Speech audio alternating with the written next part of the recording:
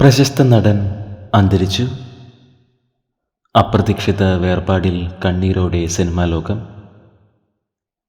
പുറത്തുവരുന്ന റിപ്പോർട്ടുകൾ പ്രകാരം ഹൃദയാഘാതത്തെ തുടർന്നാണ് നടൻ സുനിൽ ഥാപ്പ അന്തരിച്ചത്. മരിക്കുന്നതിൻ്റെ തലേദിവസം വരെ അഭിനയത്തിൽ സജീവമായിരുന്നു. നേപ്പാളി വിനോദലോകത്താണ് സുനിൽ ഥാപ്പ കൂടുതലും പ്രവർത്തിച്ചത്. മേരി കോം എന്ന ചിത്രത്തിൽ മേരി കോമിൻ്റെ പരിശീലകനായി വേഷമിട്ടത് സുനിലാണ്.